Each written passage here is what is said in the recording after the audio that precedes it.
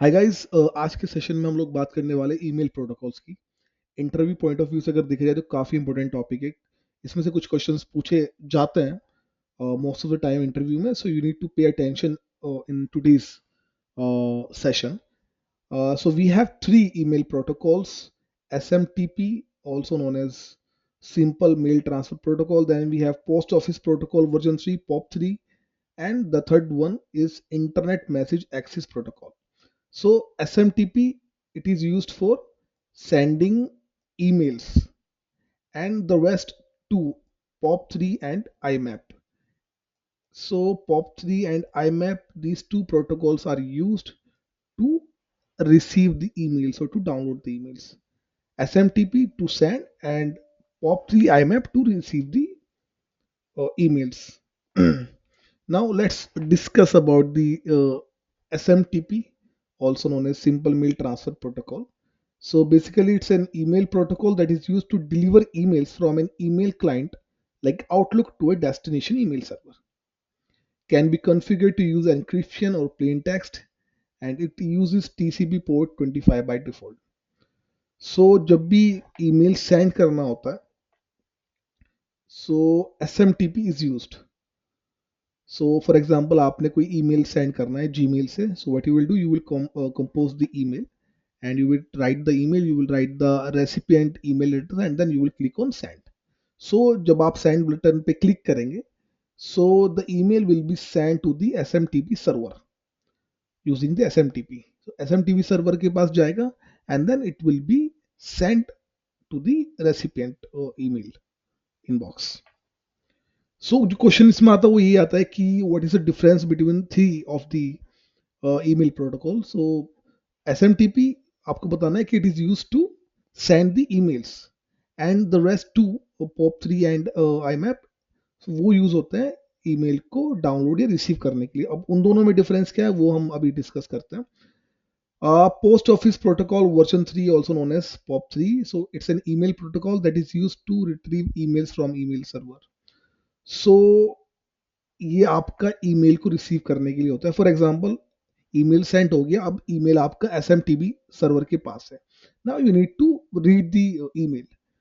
सो मैं आपको एक साथ दोनों में डिफरेंस बताता हूँ कि दोनों में डिफरेंस क्या होता है, POP3 और IMAP. ये चीज़ तो आपको क्लियर हो चुकी होगी कि ये ईमेल्स को रिसीव करने के लिए, उनको डाउनलोड करने के लिए यूज होता है.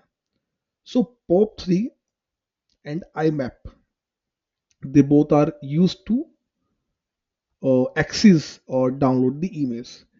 जो POP3 होता है वो वर्क करता है आपका डाउनलोड एंड डिलीट मेथड पे.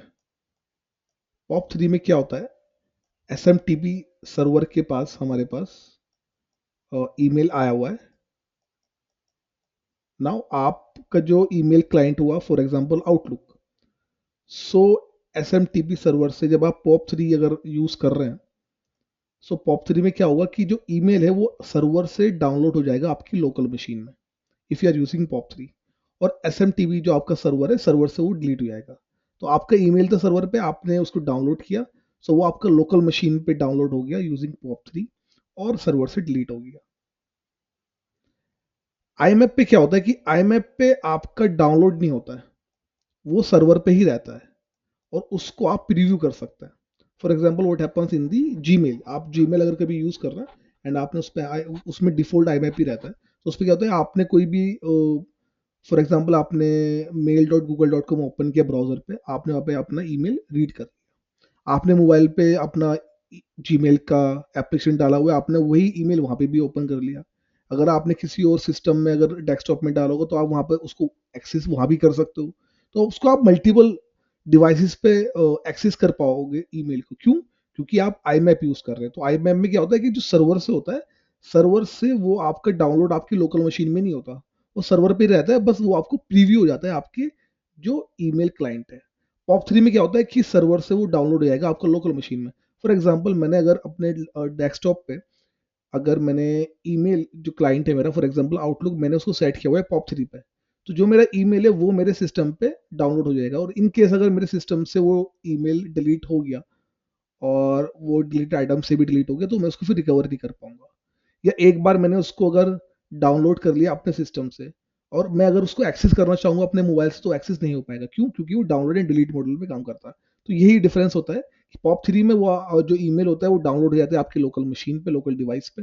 आई मैप पे वो सर्वर पे ही रहता है और वो आपको प्रीव्यू उसका दिख जाता है। सो काफी इंपॉर्टेंट ये डिफरेंस होता है इन दोनों के बीच में। और जैसे कि मैंने बताया कि पॉप थ्री आई मैप ये आपका ईमेल को रिसीव करने के लिए होते हैं, and then S M T P it is use to deliver emails from an email client.